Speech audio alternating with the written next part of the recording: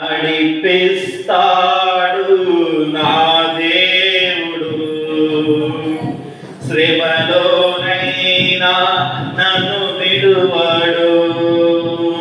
నడిపిస్తాడు నా దేవుడు, శ్రమలోనైనా నన్ను విడువడు.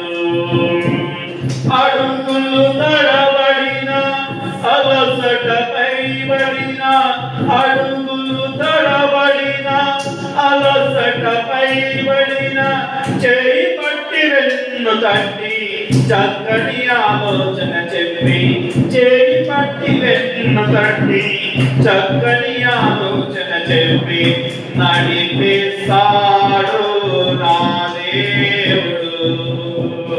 శ్రమలోనైనా నన్ను విడువడు.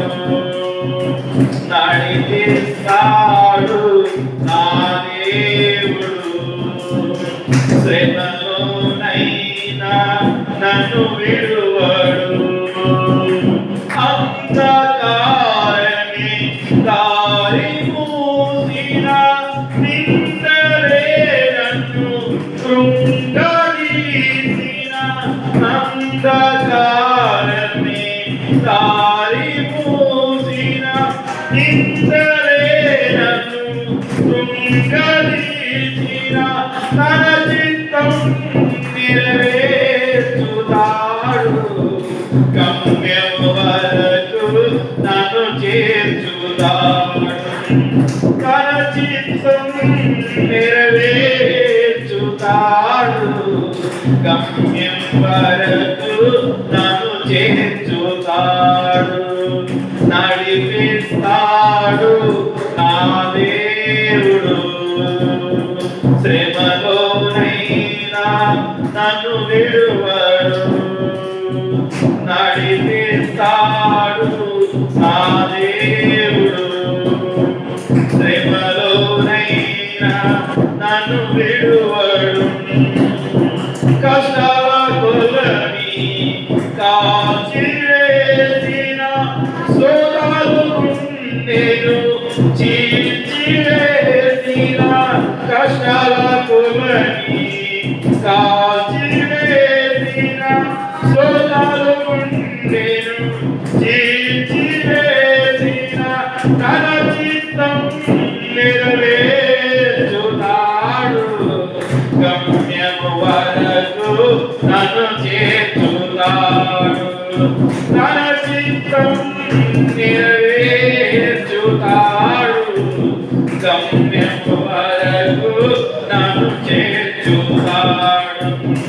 నడిపిస్తాడు నా దేవుడు, శ్రమలోనైనా నన్ను విడువడు. నడిపిస్తాడు నా దేవుడు, శ్రమలోనైనా నన్ను విడువడు. నాకున్న కలిమి కరిగిపోయిన, నా యొక్క మహిమి కరిగిపోయిన. నాకున్న కలిమి కరిగిపోయిన, నా యొక్క మహిమి కరిగిపోయిన. తన చిత్తం నెరవేర్చుతాడు, గమ్యము వరకు నన్ను చేర్చుతాడు. తన చిత్తం నెరవేర్చుతాడు, గమ్యము వరకు నన్ను చేర్చుతాడు. నడిపిస్తాడు నా దేవుడు, శ్రమలోనైనా నన్ను విడువడు. నడిపిస్తాడు నా దేవుడు, శ్రమలోనైనా నన్ను విడువడు. హల్లెలూయా, హల్లెలూయా, హల్లెలూయా. అందరూ లేచి నిల్చున్నట్లయితే ఉత్తర పద్యత కీర్తనగా మనం చదువుకుంటాం. అందరూ లేచి నిల్చోండి. ఉత్తర పద్యత కీర్తన చదువుకున్నాం. 23వ అధ్యాయం చదువుకున్నాం. కీర్తనలు 23వ అధ్యాయం ఉత్తర ప్రస్తుత కీర్తన. మన మధ్యలో ఉన్న కళ్యాణి గారు చదివి వినిపిస్తారు. ఉత్తర ప్రస్తుత కీర్తన 23వ అధ్యాయం. హల్లెలూయా హల్లెలూయా హల్లెలూయా హల్లెలూయా. పరిశుద్ధ గ్రంథం నుండి దావీదు రాసిన కీర్తనలు 23వ అధ్యాయము 1 నుండి 6 వచనాలు చదువుకుందాం. యెహోవా నా కాపరి, నాకు లేమి కలగదు. పచ్చిక గల చోట్లలో ఆయన నన్ను కరుణ చేయుచున్నాడు. శాంతికరమైన జలముల యొద్ద నన్ను నడిపించుచున్నాడు. నా ప్రాణమునకు ఆయన సేద తీర్చుచున్నాడు. తన నామమును బట్టి నీతి మార్గంలో నన్ను నడిపించుచున్నాడు. గాఢంధకారపు లోయలలో నేను సంచరించినను ఏ అపాయమునకు భయపడను. నీవు నాకు తోడై ఉండువు. నీ దుడ్డు కర్రయు నీ దండమును నన్ను ఆదరించును. నా శత్రువుల ఎదుట నీవు నాకు భోజనము సిద్ధపరచుదువు. నూనెతో నా తల అంటి ఉన్నావు. నా గిన్నె నిండి పొర్లుచున్నది. నేను బ్రతుకు దినములన్నీ కృపాక్షేమములే నా వెంట వచ్చును. చిరకాలము యెహోవా మందిరములో నేను నివాసము చేసేదను. హల్లెలూయా హల్లెలూయా హల్లెలూయా. అదే విధంగా 2 నిమిషాలు, కొన్ని నిమిషాలు దేవుని నామాన్ని గణపరుస్తాం, దేవుని స్తుతిస్తాం. హల్లెలూయా హల్లెలూయా. స్తోత్రం స్తోత్రం స్తోత్రం స్తోత్రం. హల్లెలూయా హల్లెలూయా హల్లెలూయా హల్లెలూయా హల్లెలూయా. స్తోత్రం స్తోత్రం స్తోత్రం స్తోత్రం స్తోత్రం స్తోత్రం స్తోత్రం స్తోత్రం. హల్లెలూయా హల్లెలూయా హల్లెలూయా హల్లెలూయా. స్తోత్రం స్తోత్రం స్తోత్రం స్తోత్రం స్తోత్రం స్తోత్రం. యెహోవా నా కాపరి, నాకు లేమి కలగదు. హల్లెలూయా. నీకు వందనాలు వందనాలు తండ్రి. స్తోత్రం తండ్రి. స్తోత్రం అప్పా, నీకు వందనాలు వందనాలు వందనాలు తండ్రి. ఇక్కడ తెలుసుకున్న ప్రతి ఒక్క బిడ్డను మీరు దీవించండి, ఆశీర్వదించమని వేడుకుంటున్నాం తండ్రి. ప్రతి ఒక్క బిడ్డతో మీరు మాట్లాడమని వేడుకుంటున్నాం తండ్రి. నీకు వందనాలు చెల్లించుకుంటున్నాం తండ్రి. తండ్రి వాక్యం చెప్తుండగా మీరు ఉండమని వేడుకుంటున్నాం తండ్రి. మాతో ఉండమని నివసించమని వేడుకుంటున్నాం తండ్రి. పరిశుద్ధాత్మ దేవా, నీకు వందనాలు వందనాలు. రకమందుర్యాల రమశుద్ధుర్యాల రమందుర్యాల రమ ఓ రకదుర్యాల రమందుర్యాల రమశుద్ధుర్యా మందుర్యాల రమవవస్య. హల్లెలూయా హల్లెలూయా హల్లెలూయా. మా మధ్యలో అల్లాడమని వేడుకుంటున్నాం తండ్రి. హల్లెలూయా. స్తోత్రమప్పా స్తోత్రమప్పా. హల్లెలూయా హల్లెలూయా హల్లెలూయా హల్లెలూయా హల్లెలూయా. నీకు స్తోత్రమప్పా, నీకు వందనాలప్పా, నీకు వందనాలప్పా, నీకు వందనాలు తండ్రి. నీకు వందనాలు తండ్రి. ఎక్కడ ఇద్దరు ముగ్గురు నా పేట ఉంటారు అక్కడ ఉంటారన్న దేవా, నీకు వందనాలు తండ్రి. మా మధ్యలో ఉన్నందుకే నీకు స్తోత్రాలు తండ్రి. మాతో మాట్లాడుతున్నందుకే నీకు వందనాలు తండ్రి. మాతో జీవిస్తున్నందుకే నీకు వందనాలు తండ్రి. స్తోత్రమప్పా, నీకు వందనాలు వందనాలు వందనాలు వందనాలప్ప. ఓరక మందుర్యాల రమశుద్ధుర్యాల రమందుర్యాల రమవస్సికేతిర్యాల. సంఘంలో గడిబడి రేపుతున్న దురాత్మ దుష్టుని వారి శక్తులను యేసు నామమున నేను బంధిస్తున్నాను. నేను భూలోకంలో బంధిస్తున్నా, నేను పరలోకంలో బంధిస్తున్నాను వేడుకుంటున్నాను. ఓరక రుకుషునిక మందుర్యాల రమ ఓరిక తరమందుర్యాల రమవస్సికురి రమందుర్యాల రమ ఓ శికిరికలే రమందుర్యాల రమ రమ శికిరి కమందుర్యాల ఓ శికిరి కమందుర్యాల రమ వస్సికేతిర్యా మందుర. సంఘస్థుల దూతుల దురాత్మ యేసు నామమున బయటికి రా. కమందుర్యా రమశుద్ధురి లేయ ఓ రిత రమందుర్యా రమశికిరి రమందుర్యా రమ ఓ రిషక మందుర్యాల రమ వస్సికేతిర్యా మందుర్యాల. ప్రతి ఒక్క బిడ్డతో మీరు మాట్లాడమని వేడుకుంటారు. నీ వాక్యం ద్వారా మాట్లాడమని వేడుకుంటారు. నీకు వందనాలు చెల్లించుకుంటారు. నువ్వే మాత్రం మహిమలు ఘనతలు ప్రభావాలు పొందమని యేసు నామమున అడుగుచున్నాం తండ్రి. ఆమేన్ ఆమేన్ ఆమేన్. అందరూ కూర్చోండి. హల్లెలూయా హల్లెలూయా హల్లెలూయా హల్లెలూయా. స్తోత్రం స్తోత్రం స్తోత్రం. దేవుని నామానికి స్తోత్రములు. మీ అందరికీ వందనాలు. ఈరోజు మనం వాక్యంలోకి వెళ్ళిపోదాం. హల్లెలూయా, హల్లెలూయా, హల్లెలూయా, స్తోత్రం, స్తోత్రం. క్రైస్తవులు ఎలా ఉండాలి? హల్లెలూయా. ఏ విధంగా ఉండాలమ్మా? క్రైస్తవులు ఏ విధంగా ఉండాలన్నది మనం నేర్చుకున్నాం. ఇప్పుడు గలతీయులు 6వ అధ్యాయము 9-10 వచనాలు చదువుకున్నాం. హల్లెలూయా. మన సబ్జెక్ట్ ఏంటమ్మా? క్రైస్తవులు ఏ విధంగా ఉండాలి. హల్లెలూయా, హల్లెలూయా. రెండు చేతులు పైకెత్తాలి అందరూ. హల్లెలూయా, హల్లెలూయా. అక్కడ చైర్లో కూర్చోండి అన్న, చైర్లో కూర్చోండి, కింద కూర్చోరాబట్టి చైర్లో కూర్చోండి. హల్లెలూయా. గలతీయులు 6వ అధ్యాయము 9-10 వచనాలు చదువుకున్నాం. చదవడమ్మా. మనము మేలు చేయటయందు విసకక యుందుము, మనము అలయక మేలు చేసితిమే అని తగిన కాలమందు పంట కోతుము. కాబట్టి మనము సమయము దొరికిన కొలది అందరి ఎడలను విశేషముగా విశ్వాస గృహమునకు చేరిన వారి ఎడలను మేలు చేయుదుము. హల్లెలూయా. వాక్యం నిమిత్తం మన వద్దలో ఉన్న స్వప్న గారు ప్రార్థిస్తారు.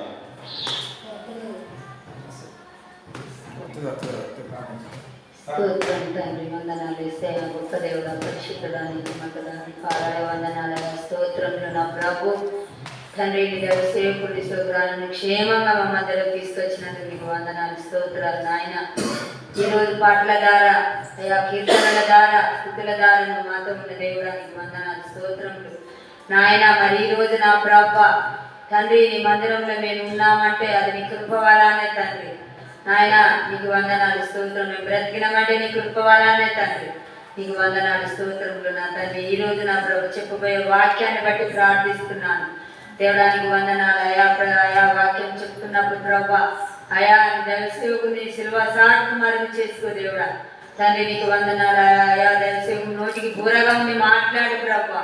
నీకు వందనాలు, స్తోత్రాలు ప్రభా. వాక్యం అంతా అయా మా హృదయంలో ప్రభా అయా తండ్రి నాయన ఫలించలాగా నీ కృప సహాయం చేయమని ప్రార్థిస్తున్నాను తండ్రి. నాయన చెప్పబోయే వాక్యంలో తోడుగా నీడగా ఉండమని యేసు నామములో అడుగుచున్నాం తండ్రి. ఆమేన్, ఆమేన్, ఆమేన్. హల్లెలూయా. మరొకసారి చదువుతున్నాము. గలతీ 6వ అధ్యాయము 9వ వచనాన్ని చదవండి. మనము మేలు చేయటయందు విసకక యుందుము. హల్లెలూయా. ఏం చెప్పాను? సబ్జెక్ట్ ఏమని చెప్పాను? క్రైస్తవులు ఏ విధంగా ఉండాలి. హల్లెలూయా. క్రైస్తవులు అనగానే ఏంటంటే యేసు ప్రభువును నమ్ముకొని యేసు ప్రభు దేవుడు అని విశ్వసించిన మనము ఏ విధంగా ఉండాలని బైబిల్ చెప్తుంది అనమాట. ఏ విధంగా ఉండాలంటే ఏ విధంగా ఉండాలమ్మా? సహాయముగా ఉండాలి. ఏ విధంగా ఉండాలి? సహాయం చేసి వారిలాగా ఉండాలి. సహాయం ఇతరులకు ఏ విధంగా అన్నమాట? మన దగ్గర ఉన్నదే పెట్టాలి, లేనిది కాదు. కానీ మన దగ్గర ఏదైతే ఉన్నదో మాట సహాయమే కానీ, లేదా భోజనమే కానీ, లేకపోతే డబ్బులే కానీ, ఏ విధమైన ఏంటంటే సహాయం చేయాలి. వారి గురించి ఏం చేయాలన్నమాట? సహాయం చేయాలి. ఏ విధంగా సహాయం చేయాలంటే విసుకక చేయాలి. ఏ విధంగా చేయాలి? ఒకసారి చదవమా. మనము మేలు చేయటయందు విసుకక యుందుము, మనము అలయక మేలు చేస్తామని తగిన కాలమందు. హల్లెలూయా. పంట పోతున్నాం. ఇప్పుడు రైతులు ఉన్నారమ్మా. రైతులు ఏం చేస్తారు? మీరందరూ రైతులే. మీరందరూ ఏం చేస్తారంటే మీరు పంట వేస్తారు. ఎన్ని రోజులు చూస్తారు? 4 నెలలు చూస్తారు. కొన్ని నెలలు, 4 నెలలు, 5 నెలలు చూస్తారా? చూడరా. విసుకకుండా వెయిట్ చేస్తారా? చేయరా? వేసిన కాంచెలి, మొక్క వేసిన కాంచెలి, మనకు ఉన్నది ఏంటంటే గింజలు వేసిన కాంచెలి ఏం చేస్తారు? పంట చేతికి వచ్చే వరకు మనం ఏం చేస్తారంటే విసుకగా ఉంటామా? మనం విసుకుంటామా? విసుకొని వదిలేస్తామా? మధ్యలో వదిలేయమన్నమాట. ఏ విధంగానైతే ఆ విధంగానైతే ఏ విధంగానైతే ఉంటామో తగిన కాలంలో పంట మన చేతికి వస్తుందని ఏ విధంగానైతే వేచి చూస్తామో ఆ విధంగానే మేలు చేయటంలో మనం వేచి ఉండాలన్నమాట. అయ్యో ఇన్ని మేలు చేస్తున్నా కానీ నాకు మాత్రం మేలు జరుగుతలేదని బాధ, భయం, దిగులు కానీ పడకూడదు అనమాట. ఎందుకంటే కొంతమందికి ఏంటంటే మేలుకరమైన విషయాలు చెప్పినా కానీ వాళ్ళకి ఏమనిపిస్తుంది అంటే కొట్టినట్టు అనిపిస్తుంది, తిట్టినట్టు అనిపిస్తుంది. ఏ విధంగా అనిపిస్తుందమ్మా? కొట్టినట్టు తిట్టినట్టు అనిపిస్తుంది. కానీ నువ్వు చెప్పే విషయం ఎందుకంటే అది మేలుకరమైన విషయం కనుక నువ్వు ఖచ్చితంగానే గద్దించి చెప్పాలి. ఏ విధంగా చెప్పాలి? గద్దించి చెప్పాలి, ఆనందంగా చెప్పాలి. మరి ఇంకోటి ఏం చెప్పాలంటే ఆనందంగా కూడా చెప్పాలన్నమాట. చెప్పే విషయం మేలుకరమైన విషయం అయితేనే ఆ విధంగా చెప్పాలి, కానీ కీడుకరమైన విషయాలు చెప్పకూడదు. ఏం చేయకూడదమ్మా?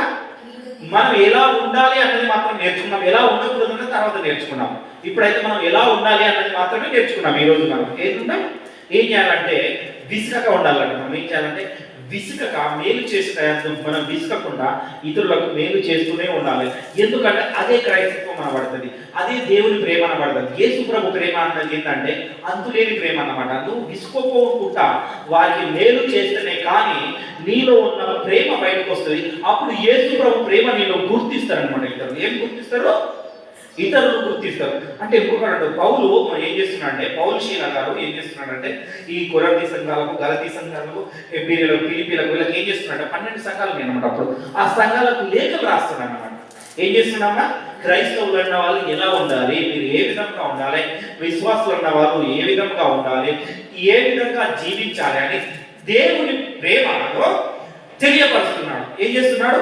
మర్చిపోయారేమో అని ఒక్కసారి ఏం చేస్తున్నాడు అంటే తెలియపరుస్తున్నాడు. కొన్ని విషయాలను గద్దించుడు కూడా. ఏం చేశాడు? వాళ్ళు చేసే పనులు నచ్చక దేవునికి విరుద్ధమైన చేసినప్పుడే గద్దిస్తాం. ఎవరైతే పాస్టర్ గద్దించడాన్ని మనం ఏం చేయాలంటే బాధపడకూడదు అనమాట. ఆ దాని నిమిత్తం మనం ప్రార్థన చేయాలి. ఏం చేయాలి? మరి ఎందుకు చేసిండో అన్న దాని నిమిత్తంగా ప్రార్థన చేయాలి. ఎందుకంటే ఏదైనా మాట అనగానే ఏం చేస్తారంటే దానిలో సాతాను గాడు దూరుతాడు. ఆ సాతానికి అవకాశం ఇవ్వకూడదు. ఏమి ఇవ్వకూడదు? అవకాశం ఇవ్వకూడదు. మనం సరే ఓకే, మనం బైబిల్లోకి వెళ్దాం. అదే విధంగా చూసుకున్నాం. ఫిలిప్పీలకు రాసిన 4వ అధ్యాయము, ఫిలిప్పీలు 4వ అధ్యాయం 4వ వచనం చూసుకున్నామమ్మా. ఏ విధంగా అంటే రెండోది ఏంటంటే ఆనందంగా ఉండాలంట. ఏ విధంగా అంటే క్రైస్తవులు అయ్యో నాకు కష్టం వచ్చింది, నాకు బాధ వచ్చింది, దేవుడు కన్ను అయ్యో అయ్యో ఏం చేయాలి, ఇట్లా ఉండాలా? ఏ విధంగా ఉండాలి?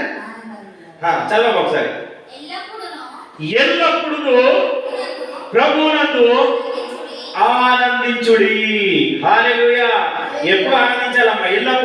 ఎల్లప్పుడు అంటే కష్టాలు కానీ, నీ బాధలో కానీ, నీ ఇరుకులో కానీ, నీ ఇబ్బందులో కానీ నువ్వేం చేయాలంటే ప్రభువు ఆనందించాలి అన్నమాట.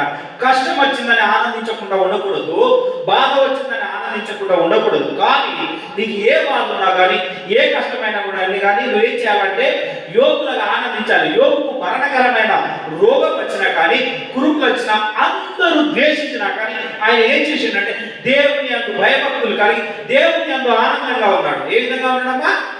ఆనందంగా ఉన్నాడు కాబట్టి మరలా పొందుకున్నాడు అన్నమాట. రెండింతల ఆశీర్వాదం పొందుకున్నాడు. ఎందుకంటే కష్టం వచ్చినప్పుడు ఆయన ఏం చేసిందంటే దేవుడిని ద్వేషించలేదు, దేవుడిని బాధ పెట్టలేదు, కానీ ఎవరి మాట వినలేదు, కానీ కేవలం దేవుని వైపే చూసాడు. ఏం చేసిండు? దేవుని వైపు చూసి దేవుని అందులో భయభక్తులు కలిగి ఆనందంగా జీవించుడు. ఏం చేస్తున్నాడంటే ఆనందంగా జీవించుడు. కానీ ఏమని అన్నాడా? భార్య వచ్చింది, నీ దేవుడిని ద్వేషించి నువ్వు చచ్చిపోవాలన్నది. ఆయన కానీ ఏం చేసిండు? నవ్వుతూనే మాట్లాడాడు అనమాట. యెహోవా ఇచ్చెను, యెహోవా తీసుకునేను. హల్లెలూయా. రెండు చేతుల పైకి ఎత్తాలి. ఎవరిచ్చినమ్మా? మనకు కలిగినది కూడా, మనకి ఇచ్చినవి అన్ని కూడా దేవుడు ఇచ్చినాయి అన్నమాట. ఎవరిచ్చినాయమ్మా? దేవుడు ఇచ్చినాయి. ఇప్పుడు దీన్ని బాటిల్లో నీళ్ళు ఉన్నాయి, ఇది ఎవరిచ్చినాయి? దేవుడు ఇచ్చింది వాటర్. దేవుడు ఇవ్వకపోతే వాటర్ ఉన్నాయి. మనం వాటర్ లేని మనం బ్రతకలేము. మన బాడీలో 60% వాటర్ ఉంటాయట. మన బాడీలో కూడా, మన భూమి మీద కూడా 3 వంతులు ఏమున్నాయంట? వాటర్ ఉన్నది. 1 వంతు మాత్రమే భూమి ఉన్నది. 4 వంతులలో 3 వంతులు ఏమున్నది? వాటరే ఉన్నాయి. 1 వంతు మాత్రమే భూమి ఉన్నది. ఆ 1 వంత ఇంకా ప్రపంచాలు ఉన్నాయి. చూడండి అంటే ఎంత ఉన్నదో, అంటే ఇంకా భూమికి ఎంత పెద్దదో చూడండి. వాటర్ ఉన్నాయి 3 వంతులు. కనుక దేవుడు ఏం చేసినట్టే దేవుడు ఇచ్చిన వాటర్ అన్నమాట. ఈ వాటర్ లేకపోతే మనం బ్రతుకుతామా? బ్రతకలేమన్నమాట. అందుకని ఏం చెప్తున్నామంటే యెహోవా ఇచ్చాను. ఇప్పుడు ఇది పోయినాయి అనుకో, వాటికి పోయినాయి, వెళ్ళిపోయాయి అనుకో, అప్పుడు ఏమనుకోవాలి? అయ్యో అని బాధపడకూడదు, ఆనందించాలన్నమాట. యెహోవా ఇచ్చాను, యెహోవా తీసుకున్నాడు. కనుకనే ఆ విధంగా నువ్వు ఎప్పుడైతే జీవిస్తావో, ఆ విధంగా ఎప్పుడైతే నువ్వు ఉంటావో, అప్పుడే నువ్వు 200 ఆశీర్వాదం పొందుతావు. ఎప్పుడు పొందుతావు? 200 ఆశీర్వాదం పొందాలంటే నువ్వు ఏం చేయాలంటే ఏం చెప్తున్నాడంటే మరలా చెబుతున్నావు. అపోస్తుడైన పౌలు వాళ్ళకు మరీ లేఖనాలు రాస్తున్నాడు. వాళ్ళకి వింటలేరని ఏం చేస్తున్నాడంటే వాళ్ళ దగ్గరికి వెళ్ళడానికి వెళ్ళి వచ్చి కలిసి వచ్చిన తర్వాత మళ్ళీ ప్రయాణం అయి వెళ్తున్నప్పుడు ఆయన లేఖలు రాస్తున్నాడు. అవి అన్నమాట ఈ లేఖలు అన్నమాట. మళ్ళీ ఒకసారి చదవమ్మా. ఎల్లప్పుడూ ప్రభువునందు ఆనందించుడి, మరలా చెప్పుదును ఆనందించుడి. అలాగే మరలా మరలా మరలా చెప్తున్నాడు అన్నమాట. ఎందుకంటే ఇవన్నీ గుర్తు చేసుకోవాలన్నమాట. మనం అన్న ఏం చేసుకోవాలంటే గుర్తు చేసుకోవాలి. నీకు బాధ వచ్చినప్పుడు నువ్వు బాధపడాలి, కానీ ఆ బాధలో కూడా సంతోషం చేయాలి. ఎందుకంటే దేవుడు కలగజేయండి ఏది మన యుద్ధకు రావు. కీడైనా మేలైనా ఏదైనా కానీ దేవుడి దగ్గర నుండి అనుమతి తీసుకునే వస్తుంది. ఎందుకంటే మీ అందరికీ యోగు ఆ కథ తెలుసుకోవాలి. నేను అందుకని చెప్తున్నాను. ఏంటంటే భూమి మీద అటు ఇటు తిరుగుతుందట. సాతాను ఎన్నింటి తిరుగుతుంది? అటు ఇటు ఇటు అటు తిరుగుతుంది. ఎవరు నీతి మందులు ఉన్నారంటే దేవుడి దగ్గరికి పోయి అన్నారంట. అది అందరూ నీతి మందులు ఉన్నారు కదా, ఈయన ఉన్నాడు కృష్ణ చూడండి, ఆయనకు దగ్గరికి వెళ్ళడానికి అనుమతి అని దేవుడి దగ్గరికి పోయి ఎందుకంటే మొక్కుతుంది. కనుక మనకు కూడా కీడు చేయడానికి ఏంటంటే సాతాను కూడా అనుమతి తీసుకునే వస్తాడు మన దగ్గరికి కూడా. కనుక ఆ అనుమతి తీసుకున్నప్పుడు మనం ఏడవకూడదు, బాధపడకూడదు. మనకి ఏది జరిగినా కానీ ఏం చేయకూడదమ్మా? ఏడవకూడదు, బాధపడకూడదు, సంతోషించాలి. ఆ బాధ ఏం చేయాలా? సంతోషించాలి. మీకు ఇప్పటి నుండి ఎలాంటి బాధ కలిగినా కానీ ఏదైనా కానీ ఏం చేస్తారంటే మీరు దేవుని అంత సంతోషించాలి. ఎవరి అంత సంతోషించాలి? దేవుని అంత సంతోషించాలి. అప్పుడు ఏమైతుందంటే సాతానుకు బుద్ధి వస్తుంది అనమాట. సాతానుకు బుద్ధి కలిగి ఏం చేస్తున్నాడంటే అబ్బా ఎన్ని చేసినా కానీ ఈ ఇతడు ఇలానే ఆనందిస్తుడు, విశ్వాసంలో బలపడుతున్నాడు, కనుక నేను ఇతన్ని ఏం చేయలేకపోతున్నాను, దాని పారిపోతుంది. పారిపోగానే దేవుడు ఏం చేస్తాడు? నీ విశ్వాసాన్ని, నీ దాన్ని గ్రహించి నీకేం చేస్తాడంటే రెండంతల ఆశీర్వాదాన్ని కుమ్మరిస్తాడు. హల్లెలూయా, హల్లెలూయా, హల్లెలూయా. మూడో విషయం చెప్తాను. మూడో విషయం ఏంటంటే సమాధానంగా ఉండాలి. ఇది చాలా ఇంపార్టెంట్. ఎవరికైనా ఏంటంటే సమాధానం అనేది చాలా మందికి ఉండదు. ఏమి ఉండదమ్మా? హెబ్రీయులకు రాసిన 12వ అధ్యాయము 14వ వచనం చూసుకున్నాం. హెబ్రీయులు 12వ అధ్యాయము 14వ వచనం చూసుకోవాలి. ఏం చేయాలంటే ఏం చేయాలంటే అందరితో సమాధానంగా ఉండాలి. ఏ విధంగా ఉండాలి? ఈ మధ్యలో క్రైస్తవులు చేసేది ఏంటంటే ఒకరి మీద ఒకరికి చాడీలు చెప్పుకోవడము, ఒకరి మీద ఒకరికి అది చెప్పుకోవడమే చాలా మంది గ్రహిస్తున్నారు. ఇది ఎక్కువ ఎక్కడ జరుగుతుందంటే సంఘంలోనే జరుగుతుంది. ప్రతి సంఘంలో జరుగుతుంది. మన సంఘంలో అని కాదు కానీ ప్రతి సంఘంలో జరుగుతుంది. ఎందుకంటే సంఘంలో దేవుడు వచ్చి దిగినప్పుడు, దేవుడు ఆరాధిస్తున్నప్పుడు ఏం చేస్తాడంటే సాతాను గాడు చూస్తూనే ఉంటాడు, దూరుతాడు అన్నమాట. ఎక్కడైతే దేవుడు ఉంటాడో అక్కడ సాతాను గాడు దూరుతాడు, ఖచ్చితంగా దూరుతాడు. ఆ దూరినప్పుడే మనం అనుకోవాలి. ఎందుకంటే ఇది ఏం చేయాలంటే ఇక్కడ దేవుడు ఉన్నాడు. ఏమనుకోవాలి? సాతాను గాడు దూరుతాడు. ఎందుకంటే దేవుడు ఉన్న చోటనే దూరుతాడు, దయ ఉన్న చోట దూరాడు. సాతాను గాడు దయ ఉన్నది కదా, ఇంకో 4 దయాలు తయారైతాయి కానీ అక్కడ దూరడు అనమాట. ఏం చేస్తాడు? కనుక మనం ఏం చేయాలంటే మనకి ఇంపార్టెంట్ అనేది మూడోది చాలా మంది గుర్తుపెట్టుకోవాలి. ఏం చేయాలమ్మా? సమాధానంగా ఉండాలి. ఒకసారి చదువుకున్నాం. హెబ్రీయులకు రాసిన 12వ అధ్యాయము 14వ వచనం చూడండి అమ్మా. అందరితో సమాధానమును పరిశుద్ధతయు కలిగి ఉండుటకు ప్రయత్నించుడి. పరిశుద్ధత లేకుండా ఎవడును. హల్లెలూయా, హల్లెలూయా. చాలా ఇంపార్టెంట్ అన్నమాట. ఏం చేస్తున్నాడంటే అందరితో సమాధానంగా ఉండాలి. ఎవరికైనా ఏదైనా మంచి మాట చెప్పినా కానీ, చెప్పాను కదా, ఏదైనా చెప్తే వాళ్ళకి కోపం వస్తుంది. అక్కడికి వెళ్ళకురాబోయే నీకు ఏదైనా అవుతుంది అంటే ఎవరు వింటారు? వెళ్తారు. ఏదైనా అయినప్పుడు మనకు తెలుస్తుంది. అది అప్పుడు చెప్పినారా వినకపోయినా. ఏం ఒకవేళ కాలేదనుకో, నీ వేరే చూసినా బాంబు వేయలేదు, నేను వేసిన కాడికి వీళ్ళకి కుళ్ళు ఉన్నది, కుదరతరం ఉన్నదని ఎన్నో మాటలు అనుకుంటారు. కానీ దాని ఎఫెక్ట్ తర్వాత పడుతుంది అన్న విషయం తెలియట్లేదు. ఏం చెప్తాను? తర్వాత పడుతుంది అన్న విషయం వాళ్ళకి తెలియట్లేదు అనమాట. అందుకనే కనుక ఏం చేయాలంటే ఎవరు ఏమన్నా కానీ మనం పరిశుద్ధంగా ఉండాలి. ఏ విధంగా ఉండాలి?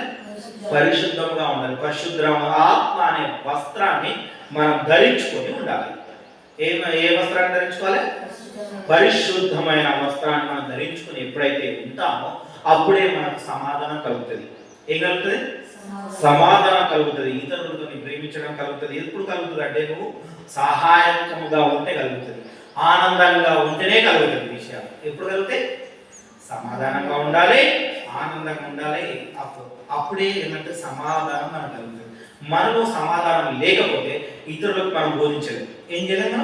మనం ఇతరులకు చెప్పలేము అన్నమాట. అప్పుడు ఎందుకంటే నీకు సమాధానం కలిగింది కాబట్టి నువ్వు ఇంకోరికి చెప్తున్నావు సాక్ష్యం. నీకు సమాధానం కలుగుతుంది కాబట్టి నువ్వు ఇంకోరికి చెప్తావు. ఎవరు చెప్తావు? అవునా కదా అన్న? ఎవరు చెప్తారన్న? మనలో సమాధానం ఉన్నప్పుడే ఏం చేస్తామంటే ఇతరులకు చెప్పగలుగుతాం అనమాట. దాంతోపాటు ఇంకో విషయం ఉండాలి, మనకు కలిగి ఉండాలి.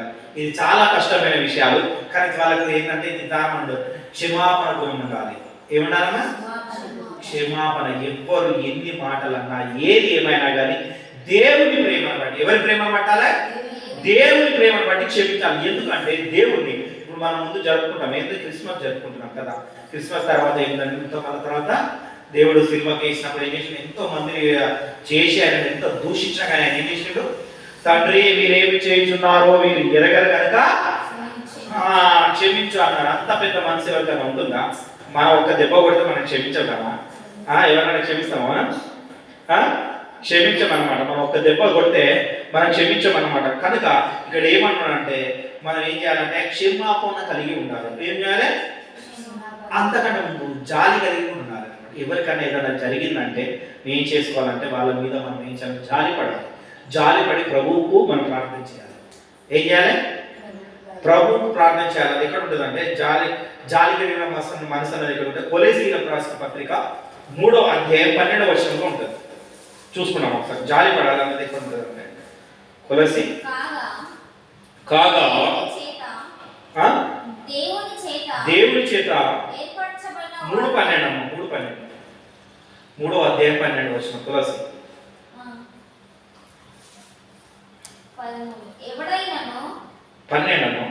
3వ అధ్యాయము 12వ వచనం కొలెసీ కాగా దేవుని చేత ఏర్పరచబడిన వారును పరిశుద్ధులను ప్రియులైన వారును తగినట్లు మీరు జాలి కలిగిన మనసును దయాత్వమును వినయమును సాత్వికమును దీర్ఘ శాంతమును ధరించుకునుడి. హల్లెలూయా. ఏ విధంగా అంటమ్మా? జాలి కలిగిన మనసు అట. మనది జాలి కలిగిన మనసు ఉన్నటువంటి ఏంటంటే దయాలత్వము, వినయము, సాత్వికము, దీర్ఘ శాంతము ధరించుకోవాలి. దయాలత్వం అనగానే ఏమిటి అసలు? ఇది ధరించుకోవాలి. మన జాలి కలిగిన మనసు అంటే దయాలత్వం అంటే ఎవరు మనల్ని ఏమన్నా కానీ మనం వారి మీద మాట కూడా ఏం చేయాలన్నా వారి మీద దయా కనికరం చూపించాలి. వారికి ఏదైనా జరిగిందనుకో ఆ కష్టం మనదిగా ఫీల్ అవ్వాలి. ఏం చేయాలన్నా? ఇప్పుడు ఎవరికి ఏమైనా జరిగిందనుకో మనదిగా ఫీల్ అవ్వాలి. ఎట్లా?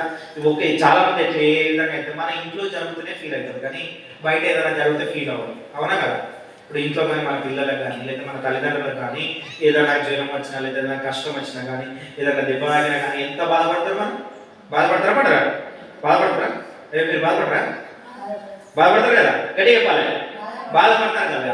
అప్పుడు ఏంటంటే దయాలత్వం అన్నమాట. అట్లా మనం బాధపడతాం కాబట్టి ఇతరులు కదా, మన పొరుగు వారికి, మన చుట్టుపక్కల ఇంటి చుట్టుపక్కల వాళ్ళకు కూడా ఏదైనా కానీ అది నీకు జరిగినట్టుగానే ఫీల్ కావాలి. ఏ విధంగా ఫీల్ కావాలమ్మా? మనకు జరిగినట్టుగానే కావాలి. అప్పుడే మనకి ఏమవుతుంది? వినయం కలుగుతుంది. అప్పుడు ఏమవుతుంది? వినయం కలుగుతుంది. వాళ్ళకి జరిగినప్పుడు ఉన్నప్పుడు అంటే మనలో వినయం అన్నది బయటకు వస్తుంది. ఏమొస్తుంది బయటికి? వినయము మనలో బయటకు వస్తుంది అన్నమాట. అప్పుడు ఏమవుతుందంటే మనలో ఉన్న మంచితనం, సాత్వికం అంటే మంచితనం, మనలో ఉన్న మంచితనం, మంచి హృదయం అన్నది ఇతరులకు తెలిసిపోతుంది. దేవుని ప్రేమ అన్నది ఆటోమేటిక్గా తెలిసిపోతుంది. ఎప్పుడు తెలిసిపోతుంది అంటే పరిశుద్ధాత్మ అనే డాలు మనం పట్టుకున్నప్పుడు ఉంటుంది. హల్లెలూయా, హల్లెలూయా. లాస్ట్ ఒక విషయాన్ని చెప్తాను, లాస్ట్గా చెప్పే కొన్ని ముగిస్తాను. ఏంటంటే పవిత్రముగా ఉండాలి. ఏ విధంగా ఉండాలి? బూతులు మాట్లాడుకుంటుంటారు కదా, ఇతరుల మీద చాడీలు చెప్పుకుంటుంటారు కదా, ఉండకూడదు. ఏ విధంగా ఉండాలమ్మా? పవిత్రముగా ఉండాలి. హల్లెలూయా. ఫిలిప్పీలు 4వ అధ్యాయం 8వ వచనంలో ఉంటుంది. చూడండి, ఫిలిప్పీలు రాసిన పత్రిక 4వ అధ్యాయం 8వ వచనంలో ఉంటుంది. పవిత్రంగా ఉండాలి. హల్లెలూయా. మెట్టుకు సహోదరులారా ఏ యోగ్యత అయినను పెప్పైనను మెప్పైనను పొందిన ఎడల ఏవి సత్యమైనవో ఏవి మాన్యమైనవో ఏవి న్యాయమైనవో ఏవి పవిత్రమైనవో ఏవి రమ్యమైనవో ఏవి ఖ్యాతి గలవో వాటి మీద ధ్యానం ఉంచుకున్నాడు. హల్లెలూయా. ఏం చెప్తున్నా? మా బైబిల్ ఏం చెప్తుంది? మీకు ప్రతి ఒక్కరికి తెలుసు ఏది మంచో తెలుసు, ఏది చెడో తెలుసు. ఎట్లా తెలుసమ్మా? మనకు మంచి చెడు ఫలం ఏం చేసింది అవ్వ తిన్నది కదా, అప్పుడు నుండి మనకు మంచిదో చెడో మనకు తెలుసుకుంటూ వస్తుంది. కనుక మనకి ఏది రమ్యమైనదో, ఏది మంచిదో, ఏది చెడ్డదో, ఏ విషయం చేయకూడదో, ఎక్కడికి వెళ్ళాలో, ఎక్కడికి వెళ్ళకూడదో మనకు తెలుసు. కనుక దాన్ని ఏం చేయాలంటే మనం గ్రహించాలన్నమాట. అప్పుడు గ్రహించగల మనసు ఎప్పుడు వస్తుందంటే మనం పవిత్రంగా ఉన్నప్పుడే వస్తుంది. ఏమవుతుందా? పవిత్రంగా ఉండాలన్నమాట. పవిత్రంగా ఉండాలంటే ఏ విధంగా ఉండాలంటే ఇతరులకు మేలు చేసేవాళ్ళగా ఉండాలి. ఏ విధంగా ఉండాలి? ఇతరులకు ఎప్పుడైతే మనం మేలు చేస్తామో అప్పుడే మన పవిత్రత బయటకు వస్తుంది. అవునా కదా? ఎప్పుడు వస్తుంది బయటికి? ఇతరులకు మేలు చేసినప్పుడే మనకు బయటకు వస్తుంది అనమాట. కనుక మనం ఏం చేయాలి? మనం ఏం మాట్లాడుకున్నాము? మొదట ఏం చేయాలి? సహాయకరంగా ఉండాలి. అందరూ చెప్పాలి. మొదట ఏం చేయాలి? సహాయకరంగా ఉండాలి. రెండవది ఏంటి? ఆనందంగా ఉండాలి. మూడవది సమాధానంగా ఉండాలి. హల్లెలూయా చెప్పండి. మూడవది ఏం చేయాలి? సమాధానంగా ఉండాలి. నాలుగవది జాలి కలిగిన మనసు ఉండాలి మనలో. ఏ విధంగా ఉండాలి? కోపం, క్రోధం ఏముండకూడదు. జాలి కలిగిన మనసు ఉండాలి. ఐదవది క్షమాగుణం ఉండాలి. ఏముండాలి? ఆరవది పవిత్రంగా ఉండాలి. హల్లెలూయా. ఇవి 6 లక్షణాలు మనలో కనబడ్డాయి అంటే మనం క్రైస్తవులు. ఎవరు మనం? దేవుని ప్రేమలు మనలో కనబడాలంటే ఈ 6 లక్షణాలు కంపల్సరీ కలిగి ఉండాలి మీరు. కనుక ఇప్పుడు ఏం చేస్తారంటే మీరు ఈ 6 లక్షణాలు కలిగి ఉన్నారని నమ్ముతున్నారు. ఇప్పుడు ఏం చేయాలంటే మీ ప్రేమ, మీ సమాధానం ఎందుకంటే ఇతరులకు మీరు బయలుపరచాలి. ఎవరికి బయలుపరచాలి? ఇతరులకు బయలుపరచాలి. అందరూ మోకరించినట్టయితే ప్రార్థిస్తాను నేను. హల్లెలూయా. అందరూ మోకరించాలి. అందరూ మోకరించాలి. అందరూ మోకాళ్ళ మీద ఉండాలి. హల్లెలూయా. స్తోత్రం, స్తోత్రం, స్తోత్రం, స్తోత్రం. హల్లెలూయా, హల్లెలూయా, హల్లెలూయా, హల్లెలూయా, హల్లెలూయా. వందనాలు యేసు. స్తోత్రం, స్తోత్రం, స్తోత్రం, స్తోత్రం, స్తోత్రం. ప్రేమ నమ్మకల పరిశుద్ధాత్మ దేవానికి వేలాది వందనాలు, స్తుతులు, స్తోత్రాలు చెల్లించుకుంటున్నాం తండ్రి. పరమ తండ్రి వందనాలు చెల్లించుకుంటున్నాం తండ్రి. వినిన వాక్యాన్ని తండ్రి మేము గ్రహించే భాగ్యాన్ని మాకు దయచేసి వేడుకుంటున్నాం తండ్రి. ప్రతి ఒక్కరితో మేము మాట్లాడినందుకు నీకు వేలాది వందనాలు చెల్లించుకుంటాం తండ్రి. ప్రతి ఒక్కరి తండ్రి మీకు తండ్రి మీ సమాధానం కలిగి ఉండే భాగ్యాన్ని దయచేసి వేడుకుంటాం. ఆనందాన్ని జయించి వేడుకుంటాం. ఇరుగులు ఇబ్బందులు మీరు తీసేయమని వేడుకుంటాం. నీ వాక్యానుసారంగా జీవించే భాగ్యాన్ని దయచేసి వేడుకుంటాం తండ్రి. నీకు వందనాలు చెల్లించుకుంటాం. నీ ఆత్మచేత ప్రతి కూడా మీరు దీవించి ఆశీర్వదించమని యేసు నామమున అడుగుచున్నాం తండ్రి. ఆమేన్, ఆమేన్, ఆమేన్. హల్లెలూయా, హల్లెలూయా, హల్లెలూయా. ఇప్పుడు కానుకలు ఇద్దాం. కానుకలు నింపడం. నీవు చేసిన ఉపకారములకు